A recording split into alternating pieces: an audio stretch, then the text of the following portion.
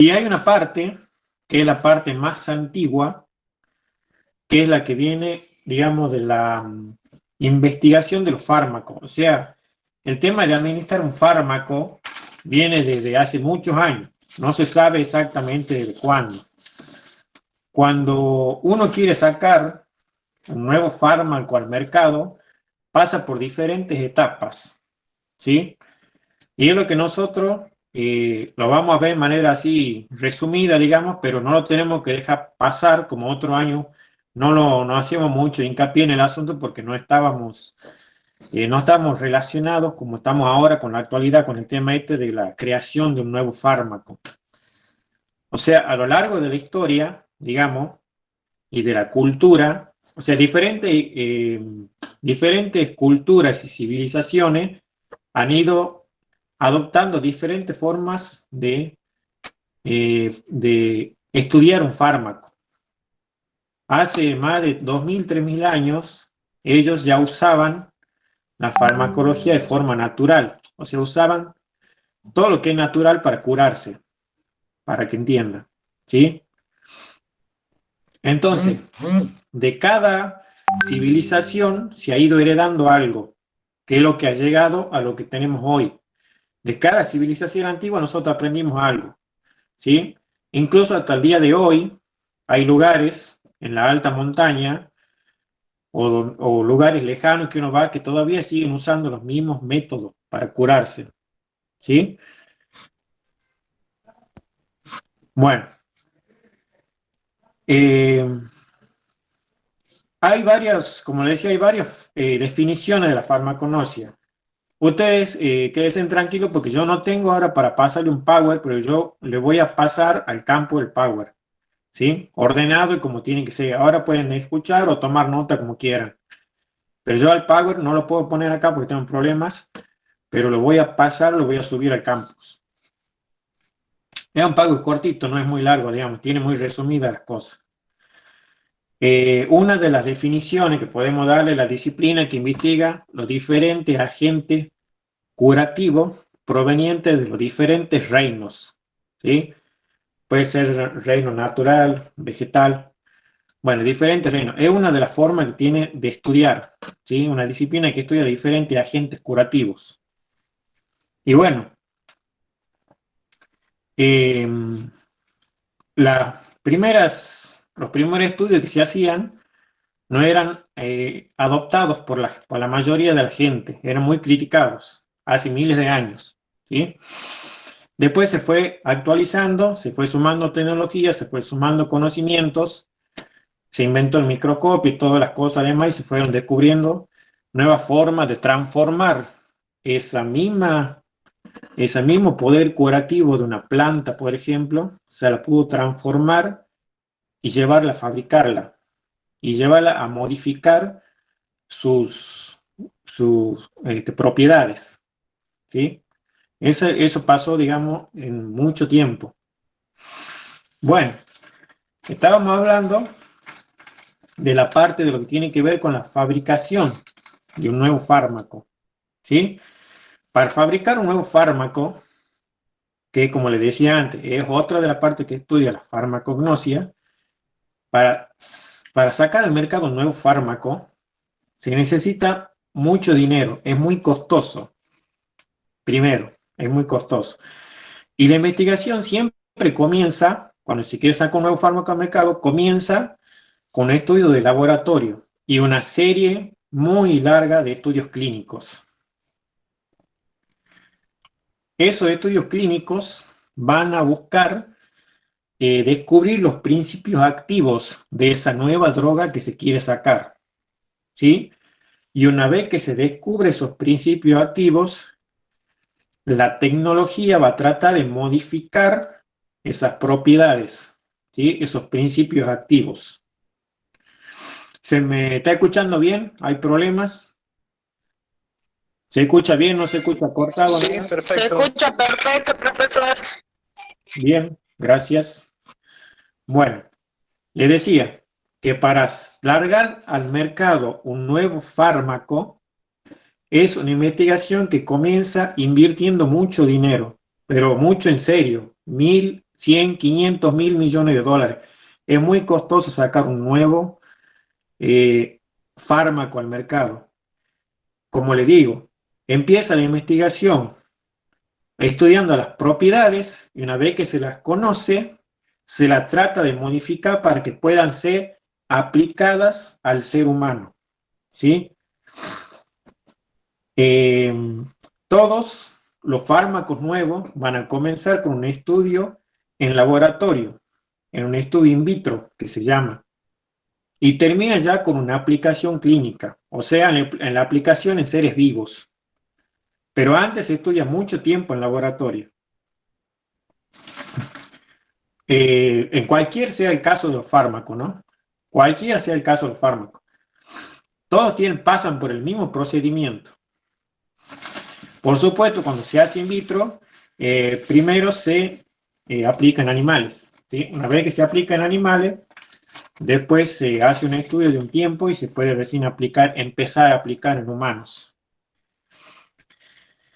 Dentro de la farmacología clínica, que se llama, que ya la aplicación de la farmacología, podemos, ahí está, Power, que están viendo todo el Power, dice que esa es la farmacología aplicada, ¿ve? Ahí tienen la clínica y la preclínica, ¿sí? Bueno, la farmacología clínica tiene 4 fases, ¿sí? La primera fase es donde se administra en personas voluntarias, sanas o enfermas, ¿sí? Primero se empieza aplicando y probando en personas sanas o enfermas. Son poquitas personas, 50 a 100 pacientes, ¿sí? El objeto de esta aplicación es conocer la farmacocinesis, la toxicidad y los efectos adversos que tiene, ¿sí? Entonces, vamos de nuevo. Antes de la aplicación, o sea, la farmacología clínica se empieza aplicando en 4 fases. La primera se administra en pacientes sanos o enfermos, que es una baja cantidad de personas, ¿sí? Y es para conocer la farmacocinesis, la toxicidad y los efectos adversos, ¿sí? Después de la fase 1, de esos poquitos pacientes que se vio, era para conocer esa parte del fármaco, se pasa a la fase 2. En la fase 2 ya se hacen ensayos clínicos. Y en los ensayos clínicos se usa 10 a 200 pacientes. Es un número un poquito más grande ya de pacientes. Ya como son un poquito más, ya se identifica otras cosas. La eficacia de la droga, la farmacocinesis, y acá ya se va a utilizar también pacientes sanos o enfermos. Y acá ya se empieza a ver las RAMs, o sea, las reacciones adversas medicamentosas y las toxicidades más frecuentes de esta droga. ¿Me siguen? Tenemos fase 1 y fase 2. En la fase 1 son poquitos pacientes, sanos o enfermos, y se usa para ver la farmacocinesis, la toxicidad y los efectos adversos. La fase 2 son más pacientes, hasta 200, con personas sanas o enfermas también, y ya es para identificar las RAMs, los efectos tóxicos más frecuentes. Después pasamos a la fase 3, ya son más pacientes, son de 500 a 3000 pacientes. Y ya es para lograr la eficacia terapéutica que tiene la droga, los efectos tóxicos menos frecuentes, ¿sí? La fase 2 era para lograr las RAMs y los efectos tóxicos más frecuentes. La fase 3 es para comprobar la eficacia que tiene la droga y para conocer los efectos menos frecuentes, ¿sí? Y después está la fase 4, que es cuando ya se puede largar al mercado. Esta droga ya se puede largar al mercado y se hace un estudio como de 5 años para ver cómo ha reaccionado en la comunidad, ¿sí? Esa sería, digamos, la última fase. Después ya viene la farmacovigilancia, que es otro tema y que ya son otros conceptos. Pero lo que nosotros tenemos que tener en claro, que la farmacología clínica tiene las 4 fases, son las 4 fases por las que va a pasar un fármaco antes de salir al mercado. Fase 1, fase 2, fase 3 y fase 4. Todo esto que hemos dicho se está dando ahora, como ustedes pueden ver, en todas partes con esto que están queriendo sacar la vacuna para este virus. Disculpe, sí, una pregunta. ¿La fase 4 es con el estudio del medicamento en el mercado o antes de que salga al mercado? antes de que salga al mercado. No, ya sale al mercado. La fase 4 me pregunta. Sí, la 4. Sí, la 4 ya es con el lanzamiento. Perfecto, muchas gracias. Y una vez que se lanza, se van a descubrir nuevas RAMs, pueden salir nuevas RAMs, puede haber nuevas investigaciones, nuevos casos, nuevas toxicidades. Una vez que ya están, eso ya es la farmacovigilancia, eso ya se hace un poquito más largo después, ¿sí? Todo este proceso que va desde la fase 1, que empieza con 10 pacientes, 15, 20, 100, la fase 2, que es para ver las RAMs, la fase 3, que es para ver efectos tóxicos, para ver todo eso, hasta que sale. Pasan muchos años. Hasta eso pasan muchos años. Pasan 10, 15, 20 años. Incluso hay drogas que todavía están en la fase 2. Hay drogas que están en la fase 3, que todavía no salieron.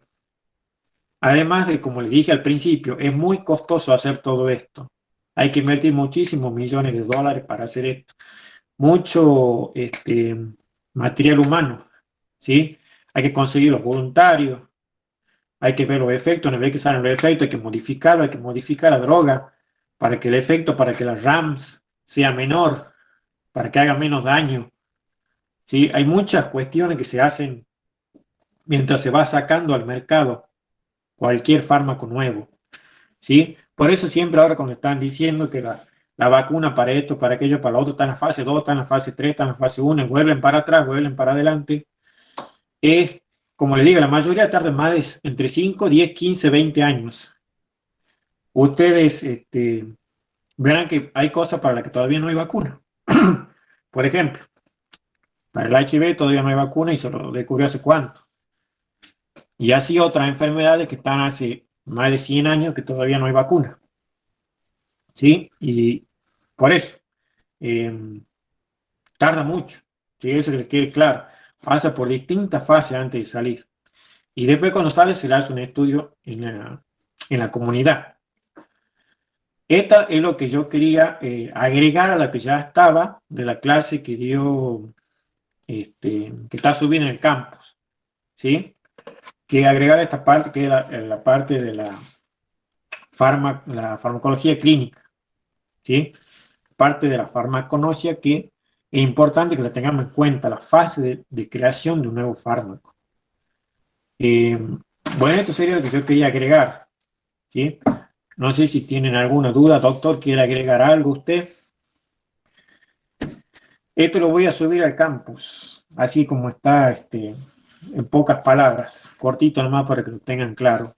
Y les voy a dar un par de ejemplos, también voy a poner un par de ejemplos. Un par de ejemplos que tengo por ahí también.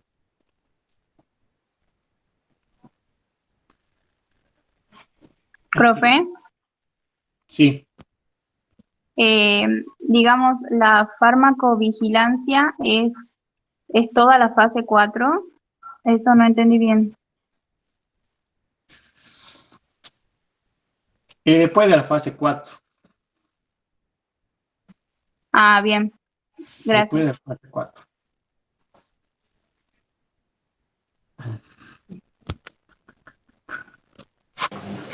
Gracias, José. Ustedes se dan cuenta de que los medicamentos, para poder tener uso terapéutico,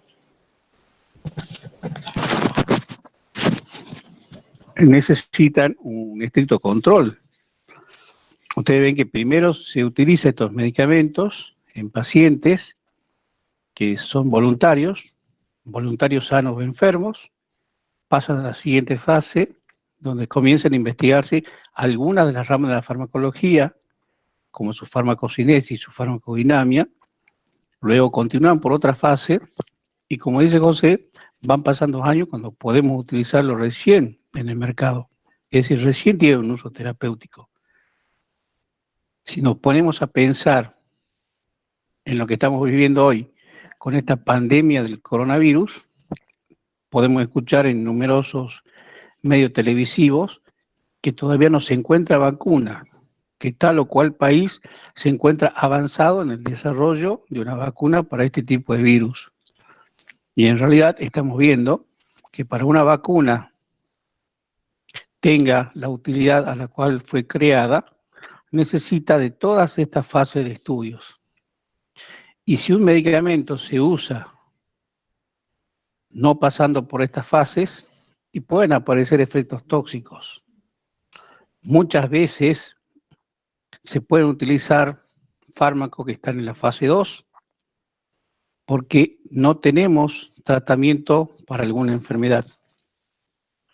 Por ejemplo, un cáncer terminal.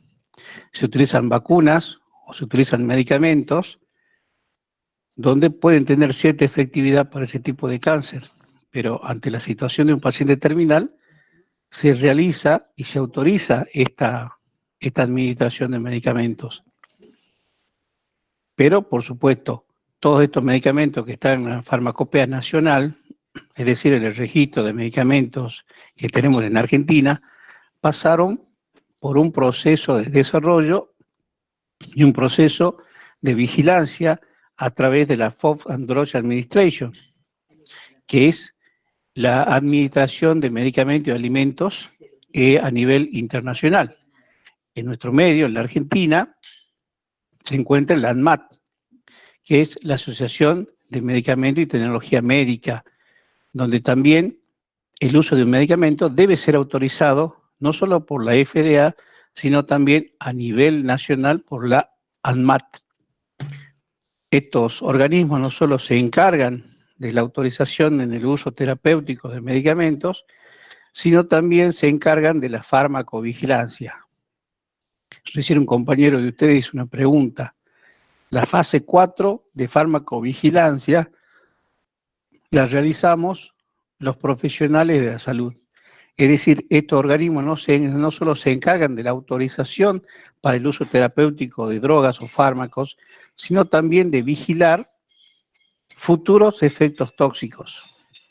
Quiere decir que si yo uso una medicación y a los 5 años veo un efecto o un evento adverso no registrado por la ANMAT o la FDA, debo notificar de ese efecto adverso a estas instituciones, de manera que el conjunto de efectos adversos se convierta en una reacción adversa y pueda ser descrito en la literatura farmacológica de esta droga.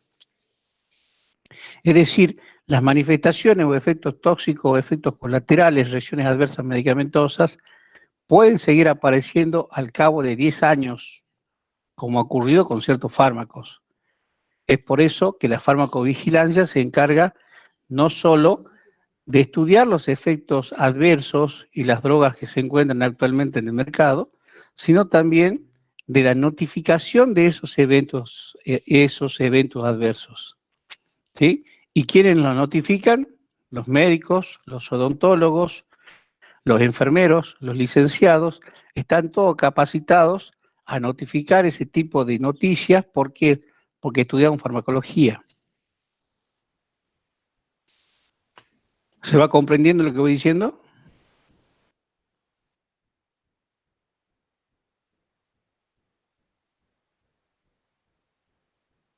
Sí, profesor.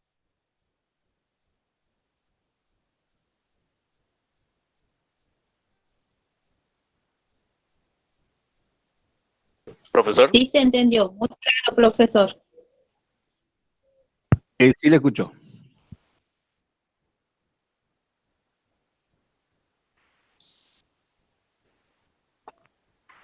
¿Alguna pregunta?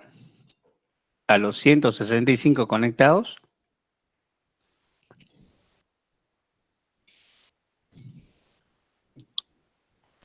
Parece que está muy claro el tema, che. Pregunten por acá, chicos. No escriban tanto en el chat, pregunten por acá, habiliten el micrófono y hagan la pregunta, es más rápido. Profe, ¿podría dar una diferencia entre cada fase? O sea, ¿podría hacer una explicación de la diferencia que tiene cada fase?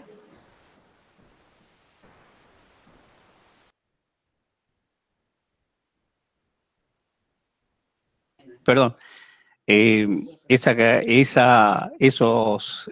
power que estaba pasando hacen una diferencia, no solo de qué se investiga en la fase 1, en la fase 2, en la fase 3, en la fase 4, sino también el tiempo que se relaciona en cada uno de ellos. Es por eso que estimamos el tiempo de estudio entre 12 a 20 años aproximadamente. Las diferencias las puede ver en el campus, en los slides, que lo puedo presentar nuevamente, para que usted lo vea.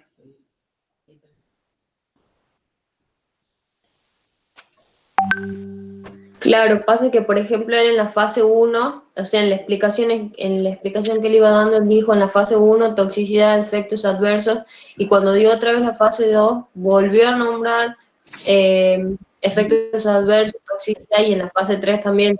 O sea que en todas las fases, esa clase de estudios se siguen viendo, digamos, no es que de una fase a otra cambie, sino que en todas te sigue observando eso. ¿Sería así? Muy buena su observación, sí, es así. En todas las fases puede aparecer ese efecto tóxico, esa reacción adversa que nadie espera. Pero usted fíjese cómo hay diferencias en las diferentes fases.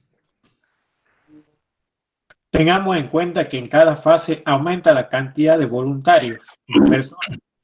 Que se ve el efecto, por ejemplo, primero en pocas personas, 100, y en la tercera fase ya son más de 3.000 personas. O sea que siguen saliendo nuevos. Cada persona nueva que se agrega puede aparecer un efecto nuevo, que sea más frecuente o menos frecuente según la fase. O sea, más personas, más efectos van a aparecer. Por eso también se siguen estudiando, porque hay más personas. Más que nada, Claro. Sí, o sea, el objetivo sería siempre de esto es conocer, digamos, los efectos adversos, la toxicidad y la farmacocinesis en todas las etapas. O sea, ese es el objetivo clínico de todo esto. farmacocinesis, farmacodinamia, toda esa parte, digamos. Claro, ese es el objetivo en común de todo, de todas las etapas. Eso va a depender de la dosis que después se decida con la dosis inicial que tenga que empezar, que se tenga que empezar a dar. Va a depender Gracias, Ceci. Gracias, Ceci. Linda pregunta para parcial. Profesor. Bueno, diferencia entre las fases. Muy buena pregunta. Linda pregunta, sin opciones. A desarrollar sería eso.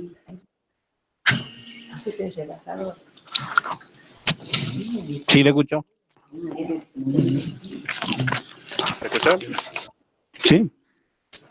Una compañera pregunta en el chat si los años de investigación del fármaco dependen de cuál sea la enfermedad. Muchas veces no se encuentra relación entre el fármaco y la enfermedad. Le decía hace un momento que existen fármacos que están en la fase 2 y que ya están siendo administrados en el humano justamente porque la patología lo merece. Entonces no siempre se encuentra una relación. Hubo descubrimiento de vacunas, hubo fármacos que estas fases fueron superadas en menos tiempo de lo habitual. Otros fármacos que todavía continúan en estudio. Gracias. También puede Eso. ser que... Perdón. Eso se hace, es por necesidad de la enfermedad que se lanza un medicamento en una de las fases y no cuando se termina el estudio. Exactamente por necesidad, porque no encontramos o no tenemos una terapéutica específica para esa enfermedad. Usted se va a dar cuenta que existen enfermos y no enfermedades. Es por eso que vemos un paciente infectado por coronavirus que responde de una manera y otros pacientes que responden de otra. Hay muchos determinantes para ver cómo reacciona el organismo ante una determinada enfermedad. Podemos tener dos personas que sean mellizos o gemelos con la misma enfermedad y tener una idiosincrasia totalmente diferente con respecto a la respuesta a una infección como el coronavirus. ¿Se entendió? Perfecto, profesor. Muchas gracias. Profe, de acuerdo a la cantidad de tiempo del estudio y la cantidad de personas, bueno, la cantidad de voluntarios que hay en cada fase es que se dan las contraindicaciones, como por ejemplo cuando se dice que el ketorolac no lo pueden utilizar las embarazadas. ¿Tiene que ver con eso también? Exactamente, tiene que ver mucho con eso. Por ejemplo, hay muchos fármacos que se han estudiado en embriones de animales y se ha visto que provoca malformaciones. Entonces, directamente, como sabemos que ese fármaco atraviesa la barrera hematoencefálica, la barrera placentaria, que puede provocar este fenómeno de teratogénesis, es decir, las malformaciones fetales como producto del uso de medicamentos. Y muchos otros medicamentos que fueron usados, pero la tecnología antigua hacía que no podía conocer que provocaban este tipo de manifestaciones o malformaciones. A nivel corporal, a nivel orgánico, a nivel celular, se provocan alteraciones. Había fármacos que antiguamente se usaban como depresores del sistema nervioso central y que se lo administraba a pacientes que tenían cierto tipo de irritabilidad, ansiedad, como un fármaco ansiolítico, pero que realmente producía malformaciones fetales. Y recién cuando se descubrió estas malformaciones, lo relacionaron justamente con la administración de estos medicamentos que coincidían en todas las pacientes embarazadas. ¿Se entendió? Sí, profe. Entonces quiere decir que, o sea, en la prefase, porque vi un dibujo donde había un animalito en la prefase, así que supongo que, como usted dice, que primero se estudia en el embrión de animales, ya desde la prefase podrían venir las contraindicaciones antes de que se llegue a la primera fase. Exactamente. Usted recuerde que no solo el humano es mamífero, una ballenita también es mamífera, y todo lo que nos alimentamos de leche. Entonces, puede haber en estos tipos de especies mamíferas que si seguro afecta a animales, seguro también va a afectar y va a pasar la placenta humana, provocando este tipo de trastorno. Bueno, ahí dibujamos Listo, un profe. perrito, Gracias. un ratoncito y un gato.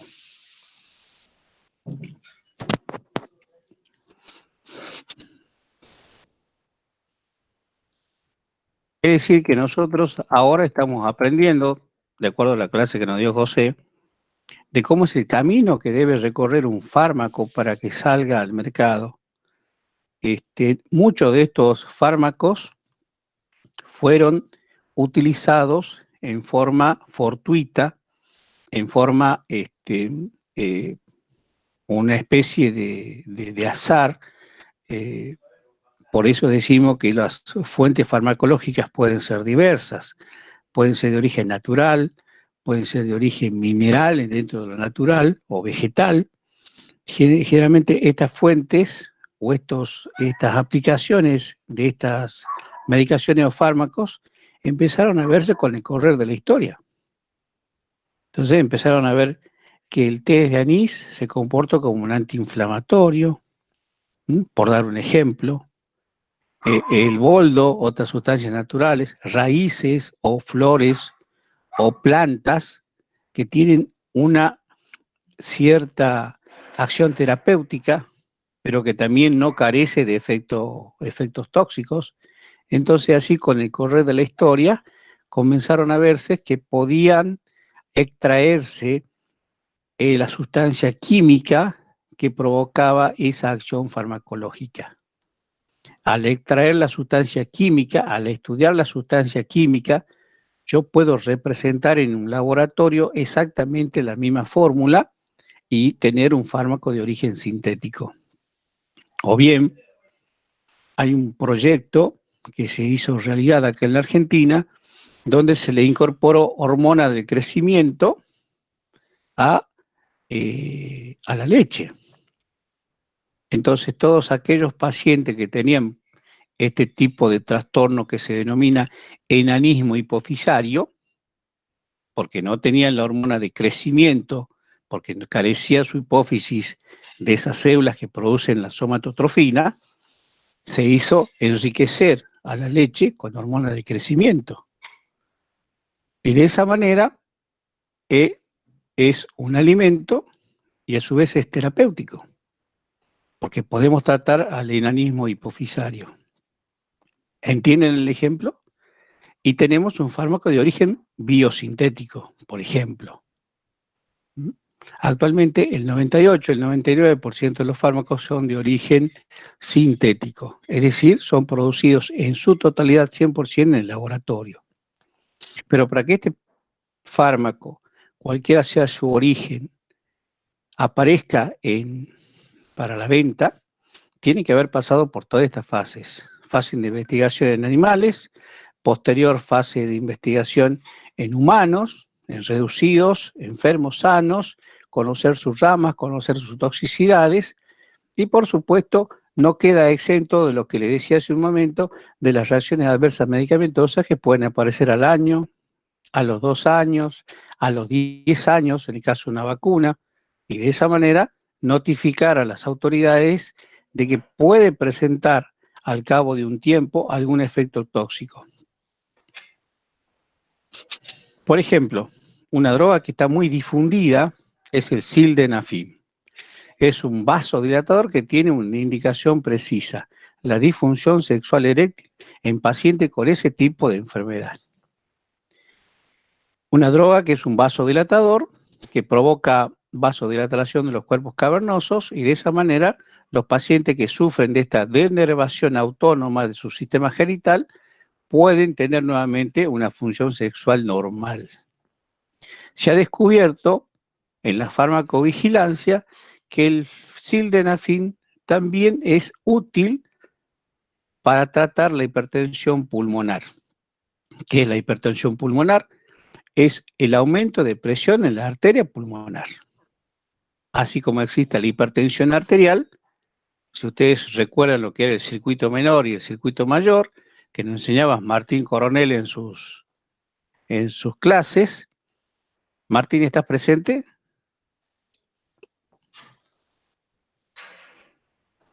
Pareciera que Martín no está presente.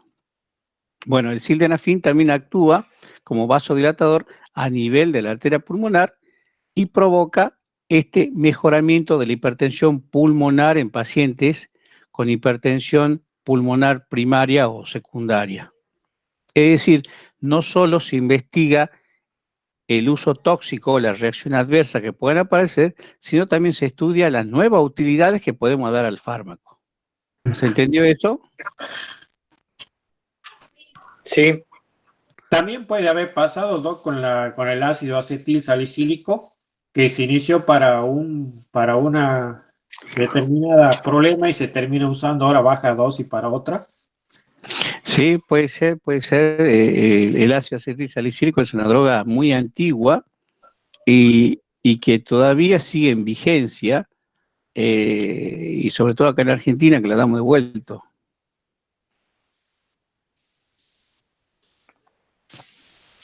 El ácido acetil salicílico, además de las propiedades analgésicas, antiinflamatorias, antipiréticas que tiene, se diferencia de los otros AINES por ser antiagregante plaquetario, es decir, prevención secundaria de la trombosis arterial coronaria, es decir, del infarto agudo de miocardio, para que ustedes me entiendan. ¿Entendieron el ejemplo, chicos? Sí, perfecto. También hay medicamentos que se los saca del mercado porque se han comprobado, ¿cómo es que se dice? Reacciones adversas. Exacto, sí. Puede ser tan tóxica esa reacción adversa que obliga a sacarlo del mercado, ¿sí? Hay fármacos, como le digo, que están en etapa de farmacovigilancia. Y para nosotros, por supuesto, ningún fármaco sale de esta fase. Es un estudio continuo de estos fármacos. ¿Mm? ¿Se entendió el ejemplo? Profe, Sí, entonces sería profesor. farmacovigilancia, sería un tiempo sin límite, digamos. Exacto, sin límite. Sin límite. Y ustedes ven que la industria farmacéutica sigue produciendo nuevas medicaciones con mayor eficacia, con mayores beneficios para las enfermedades, y eso ha contribuido también al aumento en el promedio de vida en general de toda la humanidad. Entonces podemos ver una tercera edad muy aumentada en nuestro país, en otros países de Europa, donde predomina más la población anciana o de tercera edad, porque ahora se habla hasta de cuarta edad, donde predomina sobre los nacimientos. Entonces la expectativa de vida también ha aumentado, y uno de los factores que ha contribuido para aumentar la expectativa de vida en el mundo es justamente esta eficacia en la producción que tienen las industrias farmacéuticas en producir drogas cada vez mucho más eficaces para tratar enfermedades. ¿Se entiende? ¿Otra pregunta, Sí, chicos? profesor. Sí, profe, bastante claro. Bueno, todo esto va a estar colgado ahí en el campus virtual.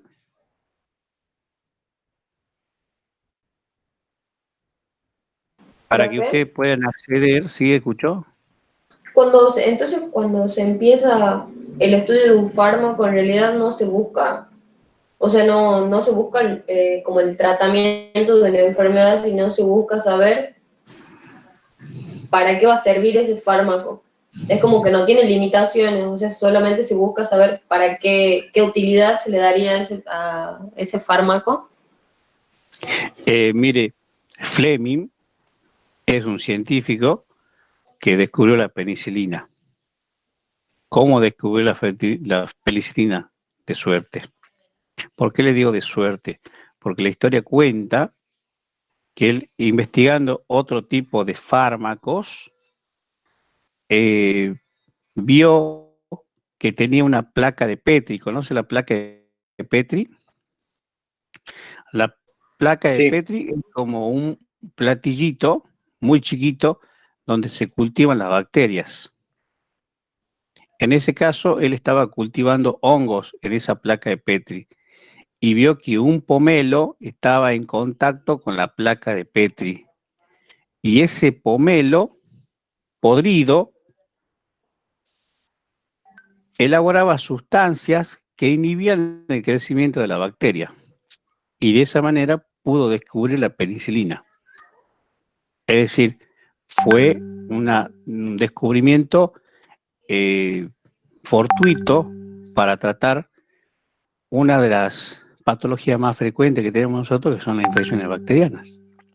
Y a través de la penicilina se pudo ver también en otros hongos, ver otro grupo de antibióticos y desarrollarlo. Es decir, fármacos de origen natural que luego se convirtieron en fármacos de origen sintético. ¿Mm? Muchas veces se encuentran fármacos que están en fase de estudio y que no tienen una utilidad específica o un fin específico, sino que se administra con un cierto grado de azar, por decirle así. ¿Mm? Por ahí hay muchos fármacos que están en el tratamiento para encontrar una vacuna para la diabetes y encuentran utilidad para otro tipo de enfermedad. Entonces, es así que la industria farmacéutica tiene infinidades de ramas, por decirle así, o la industria farmacéutica que mueve tantos dólares en el mundo, que hace que las industrias se dediquen a la producción de fármacos. Por supuesto, con su respectiva licencia. ¿Se entiende?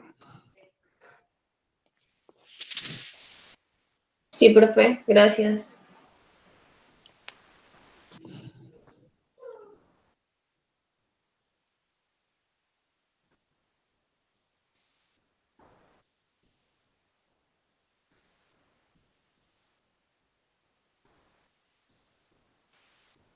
Bueno, ¿alguna consulta, chicos? Profe, Sí, le escucho. yo tengo una duda, pero es sobre la clase pasada, Bueno, sobre farmacocinesis, que estaba leyendo el módulo 1 y dice que los fármacos alcanzan más rápidamente los órganos bien perfundidos. Y la verdad que no entiendo qué significa perfundidos. muy bien. Quería- Es conceptual. Perfusión es circulación. ¿Sí? Por ejemplo, le digo a usted, ¿qué órgano es más o tiene mayor circulación? ¿El hueso o el hígado? El hígado. El hígado. Es decir, que el hígado es el órgano más perfundido. Ah, Y muy bien. es lógico pensar que una droga alcanza mayor concentración en el órgano de mayor circulación. ¿Se entiende? Sí, sí, perfecto. Gracias.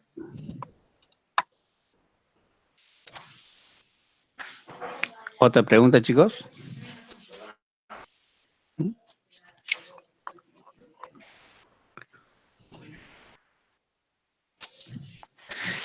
Bueno, ya estamos conectados, más de 150 personas. ¿Hay algún alumno de Aguilares?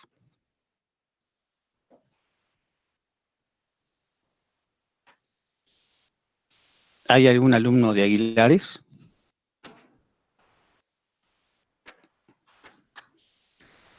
Me parece que no. ¿Alguna otra duda, chicos?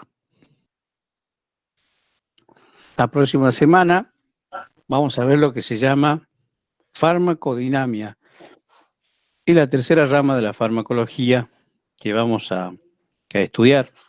Van a ver que la farmacodinamia es mucho más, para que ustedes entiendan, dinámica que la farmacocinesis. Es mucho más linda esta rama de la farmacología para estudiar, pero ya tienen dos ramas de la farmacología y ya le va a colgar el primer trabajo práctico. Nico va a colgar el primer trabajo práctico a partir de las 12 del día de hoy para que ustedes lo desarrollen y lo presenten hasta el día miércoles a la misma hora, es decir, miércoles a las 12. Profe, ya El está en el práctico campo el trabajo práctico. ya está en el campo, exactamente, sí, a las 12 le íbamos a colocar.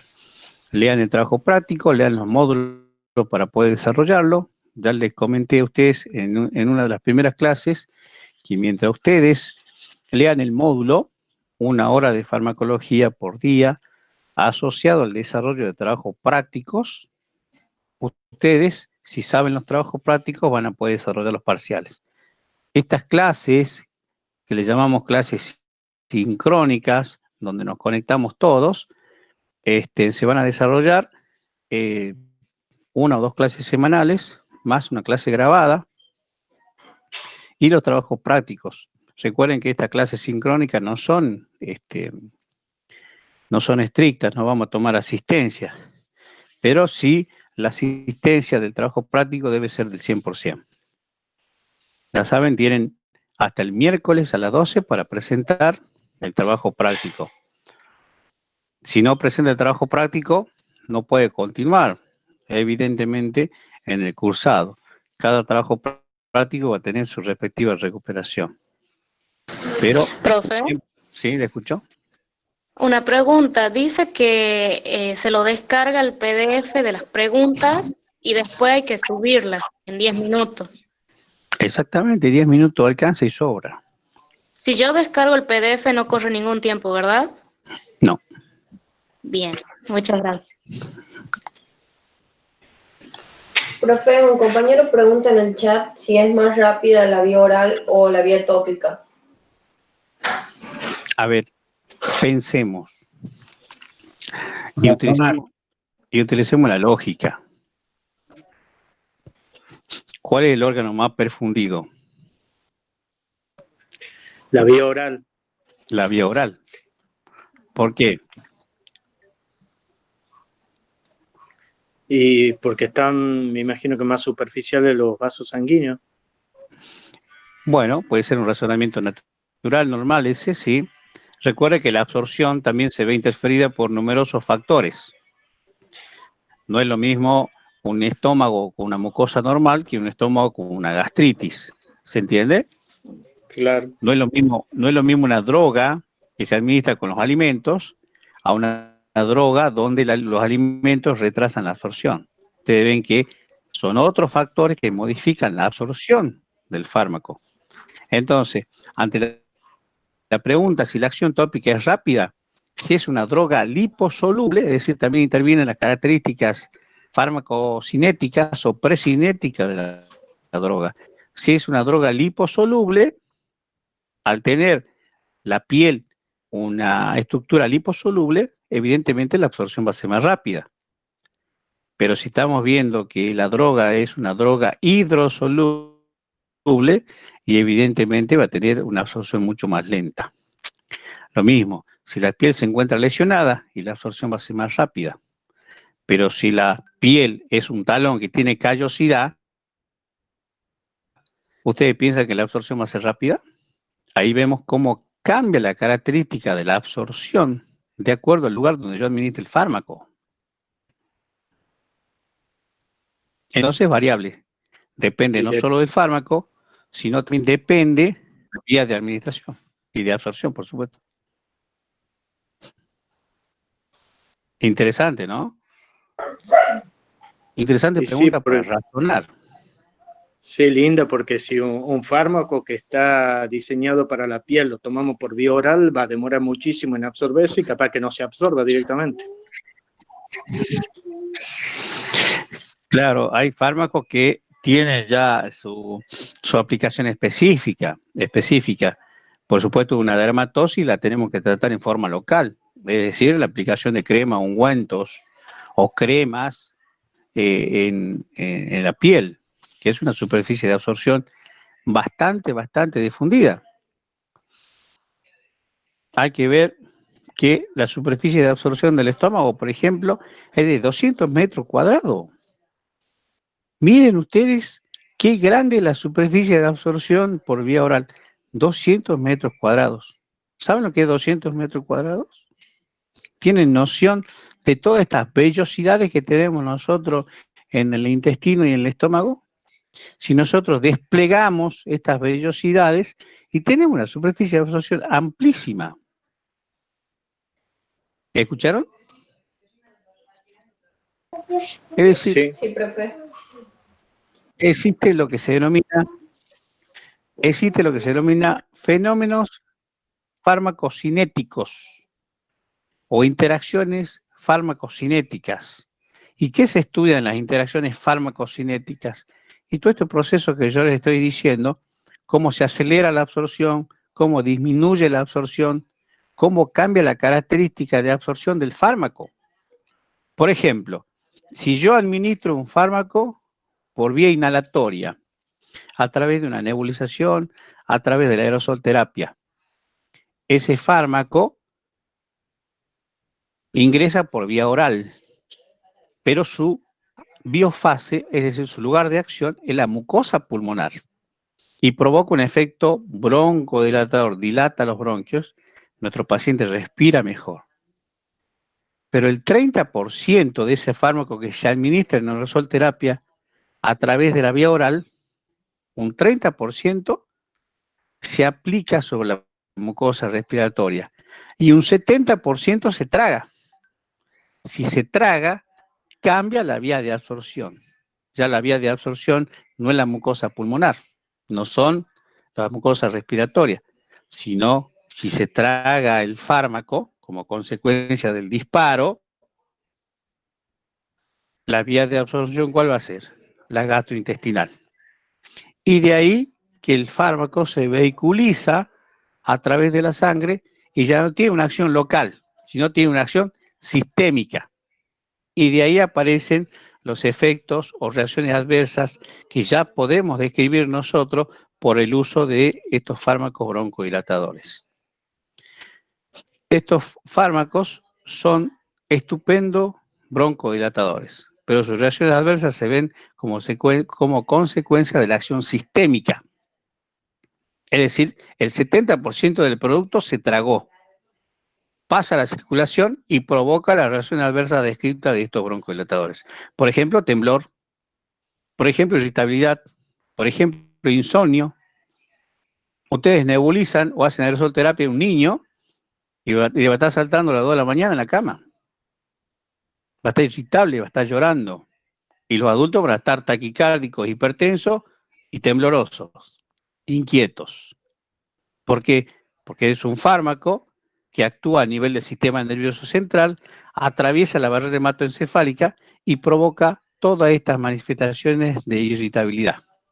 También actúa a nivel del sistema cardiovascular, provocando aumento de la frecuencia cardíaca y aumento de la presión arterial. O sea, es notable cómo el fármaco, cuando cambia su vía de absorción, el efecto es totalmente diferente al esperado. ¿Se entiende? Sí, profesor. El ejemplo que dábamos la vez pasada. Si se le indica óvulos vaginales a los pacientes, el paciente, por su escasa instrucción, nosotros no explicamos lo que es un óvulo vaginal y el paciente se lo administra por vía oral. ¿Se entiende o no? Entonces nosotros como educadores de la salud estamos obligados a instruir a nuestro paciente, a decirle que pueden aparecer tal o cual reacción adversa como consecuencia de uso de fármaco. No es lo mismo romper una ampolla de ranitidina y administrársela por vía oral que administrarse por vía endovenosa. Cambia totalmente. Es decir, las interacciones farmacocinéticas se encargan de esto. Se encargan de las características de la absorción, de la característica de la distribución, de la característica de la biotransformación, de la característica de la eliminación.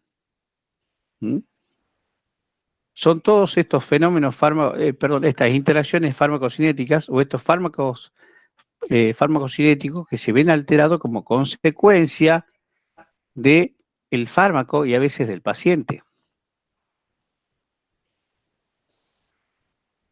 Bueno, a medida que vayamos avanzando en la farmacología, esto se va haciendo mucho más amplio. ¿Sí? Por eso, esta parte que es meramente conceptual la tienen que aprender, sí o sí, para poder entender y desarrollar el parcial. Para comprender y estudiar el primer módulo, para comprender el segundo y tercer módulo. Es decir, que farmacología constantemente la van a estar repasando. Es una farmacovigilancia. José. Sí, quería agregar, Doc, que tengan en cuenta, chicos, la importancia de la farmacocinesis y la farmacodinamia. Le va a servir para todo el año, ¿sí? Todas las preguntas que vamos a hacer en todos los parciales tienen como base la farmacocinesis y la farmacodinamia, ¿sí? No está de más el tema.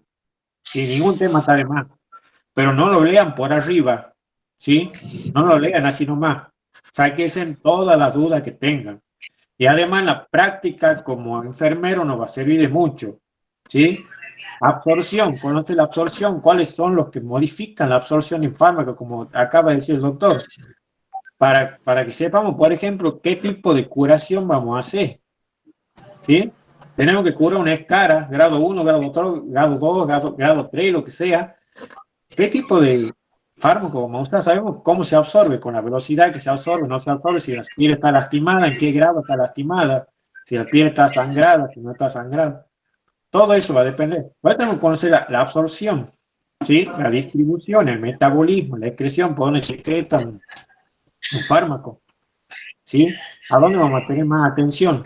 Por ejemplo, un fármaco que se excreta exclusivamente por riñón. ¿Qué es lo que tenemos que saber como enfermero? ¿Qué problema, si tiene problemas renales el paciente, por ejemplo? ¿Sí? Si se hace diálisis, si no se hace. ¿Sí? Un paciente terminal. ¿Cuáles son los órganos que están afectados? Vamos a saber qué fármaco vamos a elegir. ¿Sí? Por eso, farmacocinesis, farmacodinamia, donde se ve la parte de la acción, mecanismo de acción. Eso ya lo vamos a ver con más detalle. Pero esto de absorción y distribución, que ya lo vimos, no lo pasen por encima. Léalo profundamente porque tenemos que saber bien y conocer para saber qué vamos a decidir. Porque nosotros administramos los medicamentos, no se olviden. El médico nos da la orden, nosotros los administramos, pero tenemos que saber las características de un fármaco y se las estudia con la farmacocinesis y la farmacodinamia, ¿sí? Para no hacer macana cuando tenemos que administrar.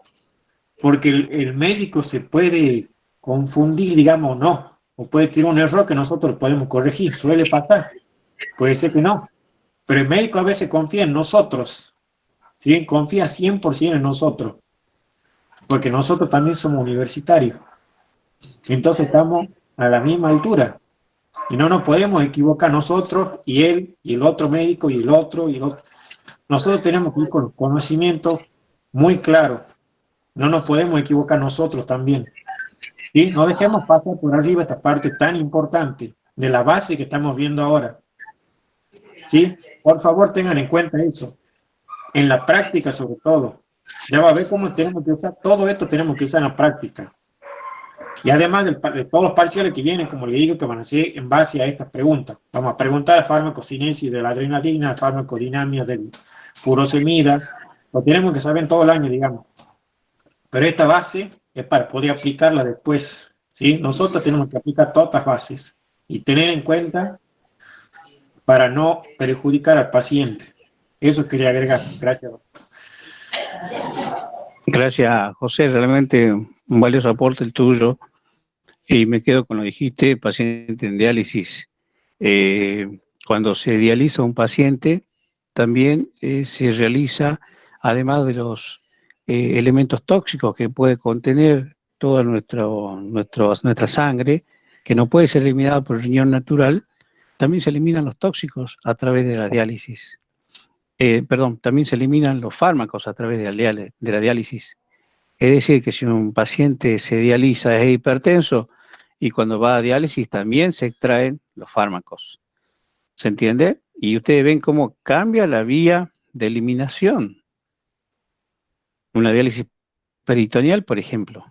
Entonces ya está cambiando la vía de eliminación del fármaco. Es un paciente con diálisis. ¿Comprenden cómo esto es un razonamiento? Ya empezamos a enseñar nosotros hace varios años lo que se denomina la terapéutica razonada, y farmacología justamente se aprende y se entiende con ejemplos. Sin los ejemplos, esto sería muy abstracto, esto sería muy teórico. Y lo teórico lo pueden leer de cualquier libro, de cualquier módulo. Pueden entrar a YouTube y escuchar una clase de farmacocinesis, de farmacognosia, de farmacodinamia, pero es diferente cuando un compañero, en este caso José, o Nico, o Mariana, no sé si está conectada, puede evacuar la duda, porque ellos también pasaron y estuvieron sentados donde están ustedes sentados ahora, no están, donde alguna vez fueron alumnos, quiero decir. Entonces a eso, el aporte que nos hace José me sirve a mí para darme pie y explicarle cómo cambia en este caso la vía de eliminación. Y como dice José, estos son los primeros pasos, y cuando uno pasa los primeros pasos de la farmacología, como que lo anima a seguir estudiando y leyendo más. Pero tengo que aprender los conceptos para poder ir a estudiar la farmacología. Ojo, nosotros no enseñamos fármacos, enseñamos farmacología. Porque los fármacos son miles, ¿sí? Entonces nosotros, ¿qué enseñamos? a estudiar el fármaco. A estudiar el fármaco. Nosotros enseñamos farmacología, no enseñamos fármacos.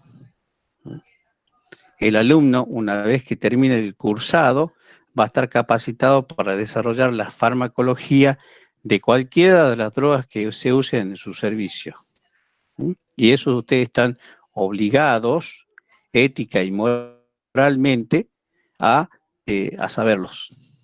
Tienen que saber con qué fármacos estoy contando en mi servicio, cuáles son sus vías distintas de administración, cuáles son los efectos o reacciones adversas que puedo esperar de ese fármaco, cómo aplicarlos, por dónde se elimina, qué respuesta terapéutica espero, qué efecto terapéutico espero de ese fármaco. Bueno, chicos, no lo aburrimos más, de acuerdo al instructivo que tenemos por nuestros consejeros informáticos en cuanto a las clases virtuales. Una clase de 35 o 40 minutos es suficiente para que el alumno no se disperse. Y recuerden que estamos en un horario de siesta. Nadie hace siesta, ¿no? No, profe.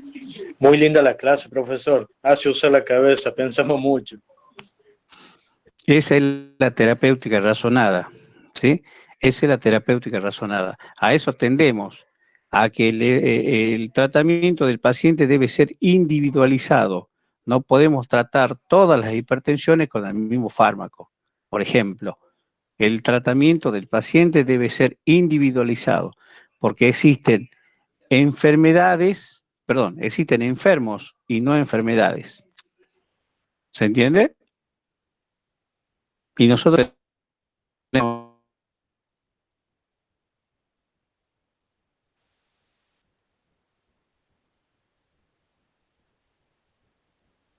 enfermos.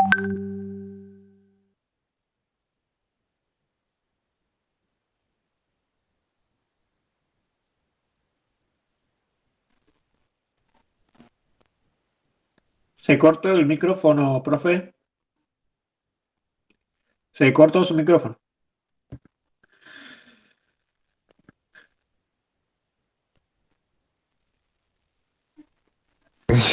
Aquí el Ruicito hace una donación de 10 pesos y me pregunta, ¿qué es la farmacognosia, profesor? Bueno, la farmacognosia y empieza el...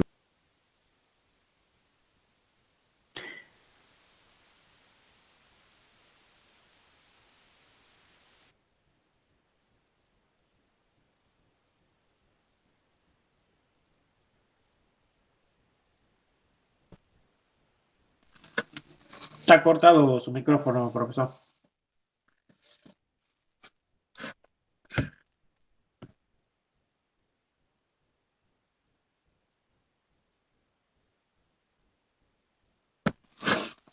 Bueno, chicos, ¿me escuchan bien a mí? Sí, perfecto. Bueno, el profe está con problemita, parece. Básicamente es eso, ¿sí? Todo lo que estamos resumiendo ahora. ¿Han entendido? ¿Ya quedó claro? Vean la parte de la farmacocinesis, absorción, distribución, metabolismo y excreción, ¿sí? Eso lo tienen que saber así de rápido para todos los fármacos, ¿sí? Cuando nosotros tengamos que elegir la vía de administración, tenemos que saber cuál es la más rápida, la más efectiva, la que corresponde al fármaco. Eso no tenemos que pensar dos veces, no tenemos que titubear con eso. Tenemos que estar seguros, ¿sí? Pregunten 1000 veces lo que quieran, ¿sí? Porque a la hora que tengamos que poner las cosas, las tenemos que poner nosotros, tenemos que administrar nosotros. Tenemos que conocer la vía de administración, cuál es la más rápida y cuál es la que vamos a elegir. Porque, como le digo 1000 veces, nosotros somos la que la vamos a poner. Así que tengan en cuenta eso y pregunten las veces que quieran, ¿sí? ¿Cuál es la ventaja, cuál es la desventaja de una vía, de la otra? Nosotros cuando administramos vacunas en comunitaria lo vimos así. Ahora lo vemos con más detalle, ¿sí? ¿Qué es la biodisponibilidad? ¿Qué es la biofase? Todo eso nos tiene que quedar claro, pero sobre todo para que sepamos elegir la vía de administración. Y si tenemos una urgencia, ¿cuál vía vamos a usar? ¿Y cuál es la droga que se puede administrar por esa vía y cuál no? ¿Sí? Son preguntas de parciales, sí o sí. ¿Cuál vía de administración vamos a usar en una urgencia, en una epilepsia, en un paro cardíaco, un infarto agudo del miocardio, en un edema agudo de pulmón. Que como, o sea, en tercer año ya lo dan por sabido este tema. Nosotros tenemos que saber tratar un edema agudo de pulmón. ¿Qué fármaco de elección podemos usar? Ya lo dan por sabido. Y eso lo enseñamos acá. Y la vía de administración. ¿Algo más, chicos? Estamos terminando. Básicamente son esas cosas. Parece que el profesor se desconectó o algo así. El corto y está. Sí.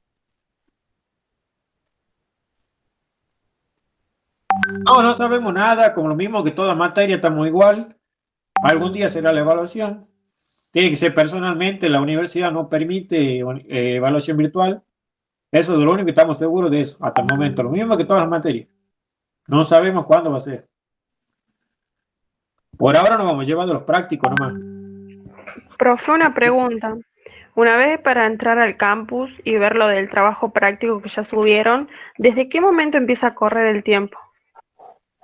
La verdad que creo que desde que lo habilitan al cuestionario. Creo que desde ahí. No sé, pues yo nunca lo hice, pero eso sabe Nico exactamente. Eso tiene que preguntar, él sabe exactamente eso. Él es el que maneja. El cuestionario tiene dos partes.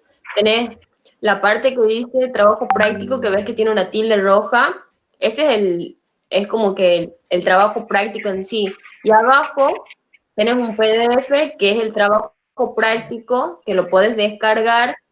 Al de abajo lo puedes descargar para ir haciendo, para ir practicando. Entonces, cuando ya sepas todo lo que sí vas a poner, te vas a donde está la tilde roja que dice trabajo práctico número 1, entras y ahí abajo te dice si ya querés completar el trabajo práctico. Entonces cuando le des clic ahí y se te abre el trabajo, ahí empiezan a correr los 10 minutos.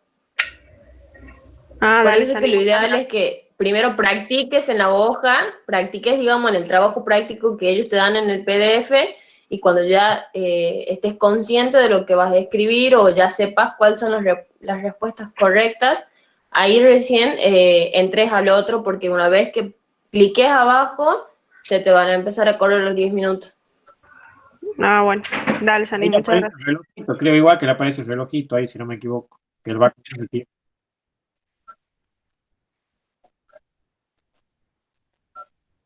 Sí, son casi la misma modalidad. Lo que sí, las preguntas van a ir cambiando, ¿no? Así que nada de copias. Nada de pasar preguntas porque van cambiando las preguntas. Ah, sí.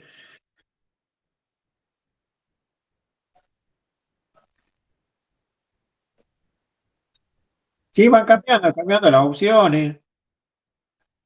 Uno por ahí lo quiere hacer rápido, copiando de otra cosa y resulta que no es lo mismo, pone cualquier cosa y después van a recuperar. ¿Cómo puedes recuperar un práctico que tenga una semana para hacerlo? Si hay que estudiarlo bien y contesta bien. Nada de poner lo mismo de otro práctico, pues son preguntas diferentes. ¿Sí? Parecidas, pero diferentes. Si uno las ve por un detalle, son diferentes. Son todas parecidas, pero diferentes. Bueno, doctor, no sé si está con su micrófono habilitado o no le anda.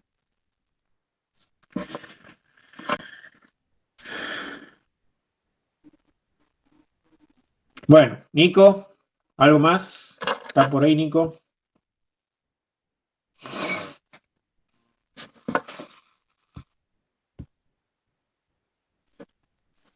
Parece que no está tampoco.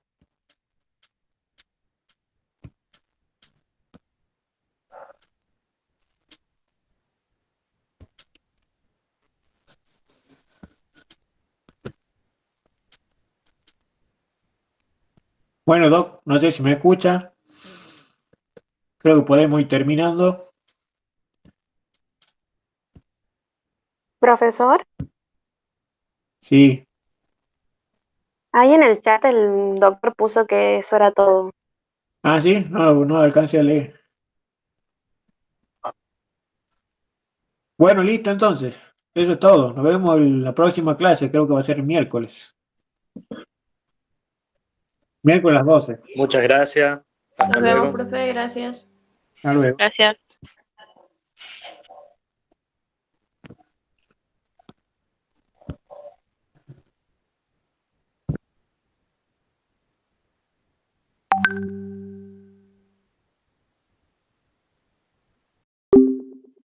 Thank you.